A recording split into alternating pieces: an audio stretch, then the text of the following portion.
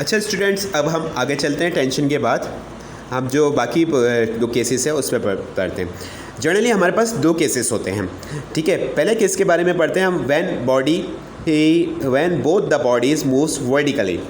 कुछ इस तरीके से पुली की सूरत में आपके पास दो बॉडीज़ हैं जो कि एक डोरी के साथ हैंग हुई है, रस्सी के साथ हैंग हुई हुई है। एक बॉडी जो है, बॉडी ए जो है उसका मास ज़्यादा है, बॉडी बी का मास जो है वो कम है। जिस बॉडी का मास ज़्यादा है वो नीचे की तरफ झुकी है डाउनवर्ड पोजीशन में, और जिस बॉडी का मास कम है वो ऊपर की तरफ है। लेकिन दोनों जगह एक बात है, हम बॉडी ए को m1 से शो करते हैं और बॉडी 2 को m2 से शो करते हैं, यानी कि बॉडी बी को m2 से शो करते हैं। क्योंकि यहाँ पे हैंग हुई है, दूसरी जगह से राउंड होकर दूसरी तरफ जा रही है, तो ये जगह जो होगी आपके पास ये पूरी टेंशन में काउंट की जाएगी। ये तनाव है, ये बिल्कुल फ्री मूव नहीं कर सकता है ये वाली रस्सी। इसी चाहे नीचे की तरफ ये ऑब्जेक्ट कितना भी हो, लेकिन ये फ्री मूव नहीं कर सकते क्योंकि इसमें एक तनाव यानी कि टेंशन वाली पोजीशन है। दूसरी तरफ ऑब्जेक्ट बी जो है जिसे हमने m2 से शो किया हुआ है, तो इसका जो ये वाला जो हिस्सा है ये भी टेंशन वाली पोजीशन में ही काउंट किया जाएगा। हम चलते हैं यहाँ पर। इस तरह हम कह सकते हैं टू फोर्स से सिर्फ अभी हम क्या करेंगे, आप ये याद रखना कि आप बॉडी ए पे ही वर्क कर रहे हो। यहाँ पे हम कह रहे हैं two forces are acting on a body, weight of the body acting vertically downward. जो इस बॉडी का जो वेट है वो वर्टिकली डाउनवर्ड नीचे की तरफ इसको खींच रहा है, क्योंकि वेट के जो डेफिनेशन है कि वो अर्थ अपने सेंटर की तरफ खींचती है, अट्रैक्ट करती है, ये नीचे की तरफ खींच रही है इसको। तो हम ये कह सकते हैं W1 इसलिए मैं यहाँ पे शो कर रहा हूँ, बार बार बोलूँगा और लिखा हुआ आएगा आपके पास, क्योंकि हम यहाँ पे दो ऑब्जेक्ट्स के बारे में बात कर रहे हैं। तो W1 पहले वाले ऑब्जेक्ट की बात कर रहे थे, इसलिए वो W1 या इसको हम इन शॉर्ट ये कह रहे हैं 1 लिखा हुआ होगा, लेकिन मैं सिर्फ W पढ़ूंगा। W is equal to mg, क्योंकि वेट का फॉर्मूला होता है mg होता है। इसी तरह the tension in a string acting vertically upward, जिसको आप कैपिटल लेटर ची से शो करोगे, और ये टेंशन जो है इस ऑब्जेक्ट को ऊपर की तरफ खींचने की कोशिश कर रहा है। वेट इस ऑब्जेक्ट को नीचे की तरफ, और टेंशन जो है इस ऑब्जेक्ट को, क्योंकि इससे होल्ड हुआ हुआ था, यहाँ से बंधा हुआ था, उसे ऊपर की तरफ खींचने की कोशिश कर रहा है। Since body A is moving downward so W is greater then T, क्योंकि बॉडी ए का जो मास था वो ज़्यादा था, इसी वजह से वो नीचे की तरफ डाउनवर्ड पोजीशन में मूव कर रहा है, तो W की जो वैल्यू है वो T से ज़्यादा है। हम इसको इस तरह भी लिख सकते हैं W ग्रेटर दैन T। फिर है the net force acting vertically downward on a body A. Net force जो अप्लाई हो रही है बॉडी ए पर वो क्या है, जिसको हम इस तरह ड्राइव करेंगे, F is equals to W minus T। F1 में इसलिए लिख रहा हूँ क्योंकि W1 था आपके पास। अब F1 is equals to mg minus T. W को आपने रिप्लेस कर दिया mg से, क्योंकि W किसके बराबर होता है आपके पास यहाँ पर, mg के, जो कि इसका फॉर्मूला होता है। W को यहाँ पर आपने रिप्लेस किया, mg से रिप्लेस किया, ठीक है। लेकिन हम ये बात भी जानते हैं, according to the Newton's second law, F बराबर होता है किसके बराबर होता है, ma के बराबर होता है। तो हम यहाँ पर F को भी रिप्लेस करेंगे किससे, ma से, जो कि हमारे पास इक्वेशन दी वो कुछ इस तरह थी, F is equals to mg minus T. F को रिप्लेस किया, उसकी जगह क्या आ जाएगा, ma is equals to mg minus T. Now consider, अच्छा ये बॉडी ए ऑब्जेक्ट ए की बात हुई है, अब ऑब्जेक्ट बी को कंसिडर करते हैं। Now consider the motion of body B, here also two forces are acting. यहाँ पर भी दो फोर्सेस यहाँ पर अप्लाई हो रही हैं। कौन कौन सी, वेट ऑफ द बॉडी, अब दूसरी क्योंकि ऑब्जेक्ट बी की बात कर रहे हैं तो यहाँ पे W भी लिखा हुआ है, acting vertically downwards, W is equals to mg। Tension in string acting vertically upward, यहाँ पर भी क्या है आपके पास, वेट जो है इसको डाउनवर्ड की तरफ करने की कोशिश कर रहा है, नीचे की तरफ खींच रहा है, और टेंशन जो है इसको ऊपर की तरफ खींचने की कोशिश कर रही है।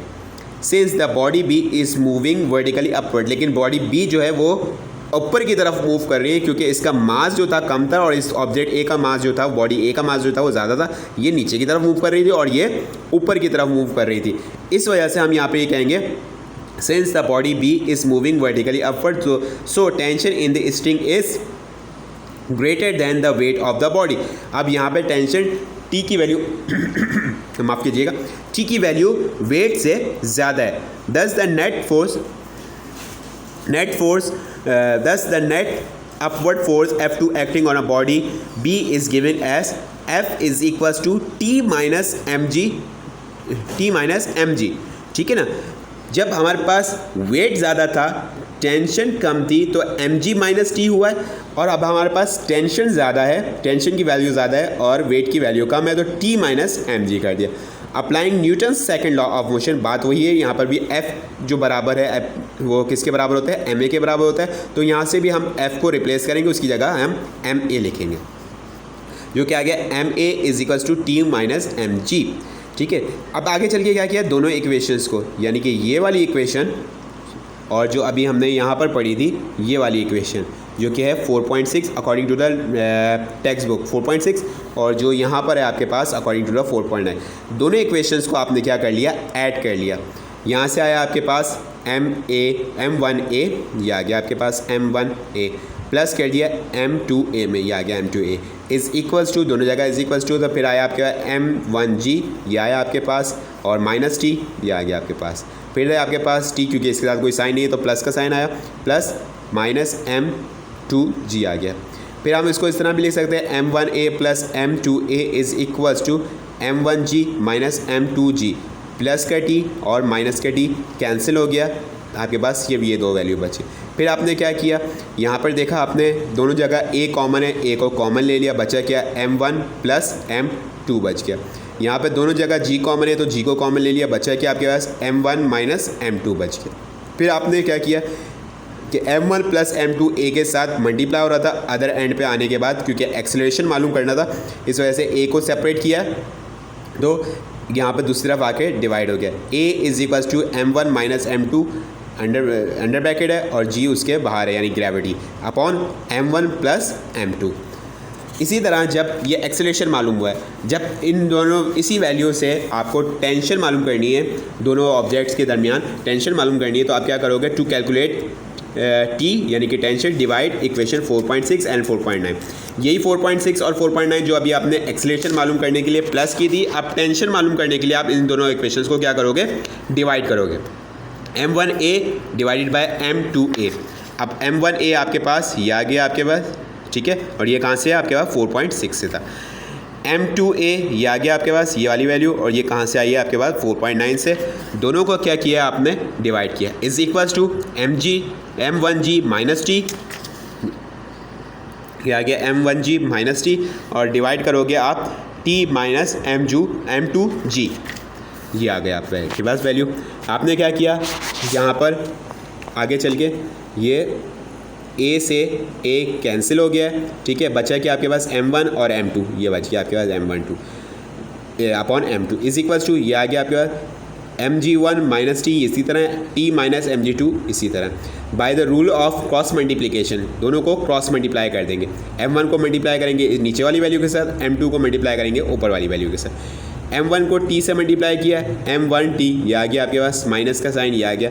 m1 को m2g से मल्टीप्लाई किया, ये हो गया m1 m2g is equals to, इसी तरह m2 को m1g से मल्टीप्लाई किया तो ये हो गया m1 m2g, क्योंकि m1 पहले 1 पहले आता है 2 बाद में आता है, इस वजह से मैंने भी यहाँ पे भी 1 पहले और 2 बाद में है आपके पास।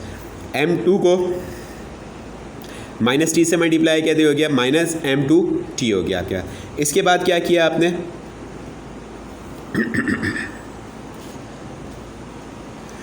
फिर इसके बाद क्या है आपके पास m1t प्लस m2t, यहाँ पे माइनस का m2t था, ये दूसरी तरफ आने के बाद प्लस का m2t हो गया, m1t ये आ गया, यहाँ माइनस का m2t था, दूसरी तरफ इज इक्वल्स टू के दूसरे एंड पर आने के बाद प्लस का m2t हो गया। यहाँ पे m1 m2g प्लस का, इधर है m1 m2g माइनस का, इसे भी दूसरी तरफ लेकर आओगे अदर एंड पे तो ये भी प्लस का हो जाएगा, तो ये कुछ बनेगा इस तरह 2m1 m2g। फिर आपने क्या किया, क्योंकि आप दोनों जगह t कॉमन था, t को कॉमन ले लिया, बचा कि आपके पास m1 plus m1 plus m2 t के साथ मल्टीप्लाई हो रहा है, दूसरी तरफ आने के बाद डिवाइड हो जाएगा, जो टेंशन का फॉर्मूला बनेगा t is equals to under bracket 2m1 m2 over bracket g upon m1 plus m2, ये आपके पास किस चीज़ का फॉर्मूला बना, टेंशन का फॉर्मूला बना। अच्छा, ये थोड़ा सा मुश्किल ज़रूर होगा तालिब इल्म आप लोग के लिए, लेकिन जब आप रिटन वर्क करोगे जो कि आपको व्हाट्सएप पे अवेलेबल होगा, उसमें काफ़ी डिटेल के साथ यहाँ पे बहुत सारी बातें लिखी हुई हैं, तो वर्डिंग के साथ जब आप करोगे, क्योंकि अभी मैंने सिर्फ डेरिवेशन को बारे में बताया, वर्डिंग पूरी नहीं पढ़ी है क्योंकि वीडियोज़ बहुत शॉर्ट होती हैं हमारे पास, तो आपको थोड़ी सी प्रॉब्लम होगी, लेकिन जब आप वर्किंग करोगे तो आप काफ़ी अच्छी तरह समझ लोगे, क्योंकि पॉइंट्स मैंने आप लोगों को बता दी। इसी तरह इसका दूसरा केस होता है जो कि कुछ इस तरह होता है। यहाँ पर केस नंबर 1 में आपने दोनों वर्टिकल पोजीशन में बॉडी सी। केस नंबर 2 में आपके पास क्या है, एक ऑब्जेक्ट जो है वो हॉरिजॉन्टल पोजीशन में ये, और दूसरा ऑब्जेक्ट जो है वो वर्टिकल पोजीशन में। ऑब्जेक्ट 1 को हमने ए का नाम दिया, ऑब्जेक्ट बी को हमने 2 को बी का नाम दिया। ऑब्जेक्ट 1 को m1 यानी कि मास उसका m1 है, ऑब्जेक्ट 2 का जो मास है वो m2 है। क्योंकि ये मास ज़्यादा है और ये मास कम है, आपके पास वो ज़्यादा है, तो ऑब्जेक्ट जो है वो इस तरफ खींच रहा है। तो इस पोजीशन से इस पोजीशन तक ये पूरी डोरी यानी रस्सी जो है आपके पास एक टेंशन वाली पोजीशन है, यानी कि एक तनाव वाली पोजीशन में है आपके पास। अच्छा, यहाँ पे पैराग्राफ नहीं पढ़ रहा हूँ क्योंकि बहुत टाइम लगेगा, फिर मैं आपको छोटी शॉर्ट हैंड में बता रहा हूँ। Consider the motion of the body A की बात कर रहे हैं, जो कि ये वाली अब दिया हमारे पास से, इसकी बात करें जिस तरह पहले अलग अलग बात। 2 forces are acting on it, यहाँ पे भी 2 फोर्सेस अप्लाई हो रही हैं। Weight W of the body A acting vertically downward, weight जो है वो वर्टिकली डाउनवर्ड अप्लाई हो रहा है, यानी कि इसको नीचे की तरफ खींच रहा है। और W किसके बराबर होता है, mg के बराबर होता है, तो मैंने यहाँ पे W के बराबर बजाय mg यहाँ पे शो हुआ है। Tension T in the string which is vertically upward since the body A is accelerated vertically downward, so W is greater than T। क्योंकि वेट जो है वो इसको डाउनवर्ड की तरफ मूव कर रहा है और बॉडी नीचे की तरफ मूव कर रही है, तो इसका वेट ज़्यादा है और इसमें टेंशन कम है, यानी कि वेट की वो है वैल्यू टेंशन की वैल्यू से ज़्यादा है। और अगर टेंशन की वैल्यू ज़्यादा होती, वेट की वैल्यू कम होती, ये ऊपर की तरफ मूव कर रहा होता।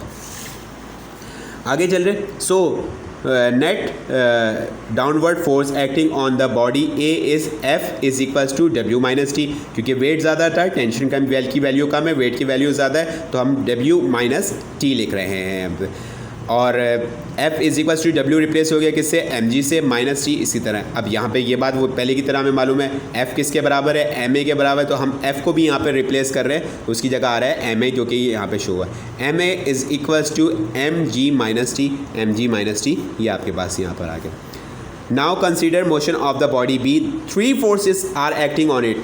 अब ऑब्जेक्ट B जो है, बॉडी B जो, उसमें 3 फोर्सेस आपके पास यहाँ पर अप्लाई हो रही है। क्या कौन कौन सी, the tension T in the string acting horizontally towards the pulley. Tension जो है T जो है वो हॉरिजॉन्टली, यहाँ पे वर्टिकली अप्लाई हो रहा था टेंशन, और यहाँ पे हॉरिजॉन्टली अप्लाई हो रहा है। The weight acting vertically downward, अब डाउनवर्ड क्या है कि इस वेट नीचे की तरफ, जो यहाँ पर वैल्यू है ये नीचे की तरफ झुका हुआ हो रहा है, इसका वज़न जो है वो जिस टेबल पे या जिस जगह पर भी ये रखा हुआ वो नीचे की तरफ इसका वज़न आ रहा है आपके पास, ठीक है ना। जैसे कि न्यूटन्स के 3rd लॉ में बताया था, जब आप टेबल को प्रेस करोगे, नीचे की तरफ प्रेस करोगे, अब प्रेस करने से मुराद ये कि आपका हाथ ज़मीन पर पहुंच गया, टेबल को तोड़ता हुआ ज़मीन की तरफ पहुंच जाएगा, लेकिन प्रेस की होगी, फोर्स जो हो रही होगी, वेट जो हो रहा होगा वो नीचे की तरफ। यहाँ पे भी वहाँ पे फोर्स की बात हो रही थी, यहाँ पे क्योंकि वेट है तो ये वेट नीचे डाउनवर्ड पोजीशन में अप्लाई हो रहा है आपके पास। द नॉर्मल रिएक्शन, तीसरी फोर्स जो है नॉर्मल रिएक्शन, जिसे R से शो करते हो आप, जो कि यहाँ पर ये R जो शो हुआ है नॉर्मल रिएक्शन का R है आपके पास। Normal reaction R of the smooth horizontal surface which acts vertically upward. अब जो नॉर्मल रिएक्शन है वो इसको ऊपर की तरफ उभरने की कोशिश कर रहा है, उठाए हुए की, और वेट जो है उसका नीचे की तरफ इसको झुकाव की हो रहा है, इसका झुकाव हो रहा है। Since there is no motion of the body in the vertical direction, vertical direction में कोई भी मोशन नहीं हो रहा है, यानी कि ये ना नीचे की तरफ गिरा है, ना ये इस जगह से ऊपर की तरफ उठा है। Surface horizontal surface which acts vertically upward, sorry, so there is no motion of the body in the vertical direction. The two forces, the weight and the reaction of the smooth surface are equal and opposite. तो दोनों forces यानी कि wait जो नीचे की तरफ इसका झुकाव कर रहा था और आर नॉर्मल रिएक्शन जो कि इसका ऊपर की तरफ उठा हो रहा था, वो दोनों इक्वल है। क्यों? क्योंकि ये ऑब्जेक्ट इस जगह से नीचे की तरफ भी नहीं आएगा और ये ऑब्जेक्ट इस जगह से ऊपर की तरफ भी नहीं आएगा। तो दोनों फोर्सेस जो हैं, वेट वाली और नॉर्मल रिएक्शन वाली, दोनों एक दूसरे के बराबर है, लेकिन दोनों अपोजिट डायरेक्शन में according to the Newton's 3rd law. Thus, the only force acting on a body B is the tension which is pulling the body towards the pulley। ठीक है, तो F बराबर हो जाएगा, फोर्स बराबर हो जाएगा किसके, T के बराबर हो जाएगा आपका। ठीक है। If the body is moving with acceleration A we get the value of force using Newton second law of motion. वही बात आ गई जो हम शुरू से करते आ रहे हैं। एफ किसको रिप्लेस कर देंगे किससे आप, एम ए से, क्योंकि न्यूटन्स के सेकंड लॉ में। Comparing equation 4.13 and 4.14। 4.13 जो थी वो आपके पास ये थी, F is equals to T, और 4.14 जो थी F is equals to M A. F को आपने यहाँ पे रिप्लेस कर दिया एम ए से, इज़ इक्वल्स टू टी, ये आपके पास आ गया। Adding equation 4.12 and 4.15। 4.12 आपके पास कौन सी है, ये वाली है, M A is equals to M G minus T, और 4.15 जो इक्वेशन है जो कि अभी आपने यहाँ पे बनाई, M A two A is equals to T. दोनों इक्वेशंस को आपने क्या किया, ऐड किया। M A M one A plus M two A, M one A ये आ गया आपके पास, प्लस कर दिया एम टू ए को, इस इक्वल टू आया आपके पास। फिर क्या करना है, एम वन जी माइनस टी, ये आ गया एम वन जी माइनस टी, और टी ये आ गया, क्योंकि इसके साथ कोई साइन नहीं है तो ये प्लस का साइन है। माइनस का टी प्लस का टी कैंसिल हो गया, आपके पास बचा गया M one A plus M two A is equals to M one G बच गया। दोनों जगह एम ए कॉमन है आपके पास, तो ए को कॉमन ले लिया, बचा गया M one plus M two बच गया, is equals to M one G बच गया। M one plus M two A के साथ यहाँ पे मल्टीप्लाई हो रहा है, अदर एंड पे आने के बाद डिवाइड हो गया, M one G upon M one plus M two. ये आपके पास एक्सेलरेशन के लिए फॉर्मूला ड्राइव किया है, किसके लिए, सेकंड केस के लिए, जो कि दो ऑब्जेक्ट्स पर होते हैं, एक हॉरिजॉन्टल और एक वर्टिकल। इससे पहले भी दो फॉर्मूले ड्राइव किए, एक एक्सेलरेशन और एक टेंशन का, जो कि केस 1 से रिलेट था, जिसमें दोनों ऑब्जेक्ट्स आपके पास वर्टिकल पोजिशन में होते हैं। अब इसी तरह हम यहाँ पर क्या करते हैं, टेंशन का फॉर्मूला ड्राइव करते हैं। To find the value of T, यानी कि tension, put this value of A in equation 4.15। 4.15 में टी की वैल्यू को हम पुट कर देते हैं। टी की वैल्यू क्या है, A two M two A is equals to T, या आप इसको इस तरह भी लिख सकते हो, T is equals to M two A. इधर लिखा हुआ है M two A is equals to T, आप इस तरह भी लिख सकते हो, A T is equals to M two A. तो आपके पास टी की वैल्यू क्या है, T is equals to M two ए है। आप इक्वेशन 4.15 से टी की वैल्यू आपने पुट की है, 4.15 में टी की जगह वैल्यू पुट की है एक्सेलरेशन की वैल्यू। तो आपके पास T is equals to M one M two G upon M one plus M two. ये आपके पास टेंशन का फॉर्मूला बन गया, ठीक है। हर केस में दो फार्मूले, केस नंबर 1 में भी दो फार्मूले, एक आपके पास है इसका एक्सेलरेशन का केस नंबर 1 में, और एक टेंशन का केस नंबर 2 में भी एक एक्सेलरेशन का फार्मूला है और एक टेंशन का फार्मूला है आपके पास। इसके बाद आपके पास एक टॉपिक है मोमेंटम का। अच्छा, मोमेंटम का टॉपिक क्या है आपके पास,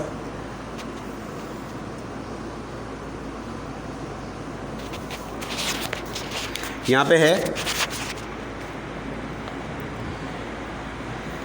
it is more difficult to stop a loaded cart than the unloaded cart moving with the same velocity. Similar, we require a large force to accelerate a solitary loaded cart than a solitary unloaded one to the same velocity. The heavier body is said to be possess greater quantity of motion than the body having lesser mass. जिस object का, जिस body का quantity ज़्यादा होगी उसके मास ज़्यादा होगा, जिस ऑब्जेक्ट में क्वांटिटी कम होगी उसमें मास कम होगा, ठीक है। अच्छा, मैथमेटिकली हम इसको किस तरह कर सकते हैं, can be defined as the product of mass and the velocity. Momentum की डेफिनेशन बनेगी आपके पास, the product of mass and velocity. Mass और वेलोसिटी के की वैल्यू को, दोनों को आपस में अगर आप मल्टीप्लाई कर दो तो आपके पास किस चीज़ की वैल्यू आती है, मोमेंटम की वैल्यू आती है आपके पास। फिर आपके पास law of conservation of momentum. Law of conservation of momentum में क्या है आपके पास, द टोटल, मैं पूरी नहीं पढ़ रहा फिर वो, क्योंकि टाइम लिमिटेड वीडियोस हैं। The total momentum of the balls before collision is equal to total momentum after collision, ठीक है। यानी कि दो ऑब्जेक्ट है, दो बॉल्स हैं आपके पास, जिनका जो टकराने से पहले है, फिर टकराएं और टकराने के बाद। ये टकराने से पहले स्ट्राइक करने से पहले ये फिर यहाँ पे दोनों बॉल्स आपस में टकराई हैं और ये टकराने के बाद, टकराने से पहले उसकी क्या मास और वेलोसिटी क्या होगी, टकराने के बाद उसकी मास और वेलोसिटी क्या होगी। टकराने से पहले भी मास को m से ही शो करेंगे दोनों ऑब्जेक्ट के, टकराने के बाद भी दोनों ऑब्जेक्ट के मास को m से ही शो करेंगे। बट टकराने से पहले दोनों ऑब्जेक्ट की वेलोसिटी को u1 और u2 से शो करेंगे और टकराने के बाद दोनों ऑब्जेक्ट की वेलोसिटी को v1 और v2 से शो करेंगे, जिसका फॉर्मूला कुछ आखिर में आके ये बनेगा m1 u1 plus m2 u2, यानी कि मास और 1 और वेलोसिटी 1 प्लस मास 2 वेलोसिटी 2। मास 1 और इसकी वेलोसिटी, मास और वेलोसिटी इसकी बात की जा रही है, और दूसरी जगह प्लस में मास और वेलोसिटी इस दूसरे ऑब्जेक्ट की बात की जा रही है। ये लिखा is equals to mass m1 v1 plus m2 v2। यहाँ पे जो स्ट्राइक के बाद, टकराने के बाद दो ऑब्जेक्ट्स हैं, यहाँ पे इसके दोनों ऑब्जेक्ट के मास और इन दोनों की वेलोसिटी की बात की जा रही है। दोनों यानी कि टकराने से पहले का मोमेंटम और टकराने के बाद का मोमेंटम दोनों बराबर रहेंगे। फिर आपके पास एक ऑब्जेक्ट है फ्रिक्शन का। While dealing with motion we came across known as friction the force which opposes the motion of a body while in continuous contact with the other body is called force of friction। छोटी सी definition है friction की। फिर आपके पास एक छोटी सी definition होती है coefficient of friction की। दो ऑब्जेक्ट के दरमियान, जो किसी भी मेटेलिक या मटेरियल के दरमियान जो रगड़ की यानी कि फ्रिक्शन का जो रेशो होता है उसे आप कोफिशिएंट ऑफ फ्रिक्शन पढ़ते हैं। फिर आप इसमें advantages and disadvantages, reducing friction वगैरह के टॉपिक्स हैं, लेकिन वो आप जब व्हाट्सएप पे जब काम आपका मिल जाएगा तो इंशाल्लाह स्कूल बहुत जल्द स्टार्ट होने वाले हैं, जब आप क्लास में आएंगे तो इंशाल्लाह उसको भी डिस्क्राइब करेंगे। उम्मीद है कि ख़ास तौर पे टेंशन और इसके दो केसेस आपको समझ में आएंगे। बाकी इतने चीज़ें मौजूद ज़रूर है, इंपॉर्टेंट भी है, यानी कि इंपॉर्टेंट नहीं है, इंपॉर्टेंट भी चीज़ें हैं, लेकिन वो केस और टेंशन और उसके जो दो केसेस है वो ज़्यादा इंपॉर्टेंट है। तो काइंडली थोड़ा सी तवज्जो के साथ आप स्टूडेंट आप लोग का ये वीडियो 2 से 3 बार या 4 बार देखेंगे तो समझ में आएगा। उसके साथ आप व्हाट्सएप वाला काम रिटर्न में भी कर लेंगे तो ज़्यादा अच्छे तरीके से समझ में आएगा। फिर भी अगर आप लोगों को कोई प्रॉब्लम हो तो आप लोग स्कूल आ सकते हैं, चाहे स्कूल खुलने से पहले भी अगर आप लोगों को कोई प्रॉब्लम हो तो आप स्कूल आके मुझसे, यानी कि मेरा नाम वकास है, मुझसे डिस्कस कर सकते हैं इस बात को। अस्सलामु अलैकुम व रहमतुल्लाहि व बरकातुहू।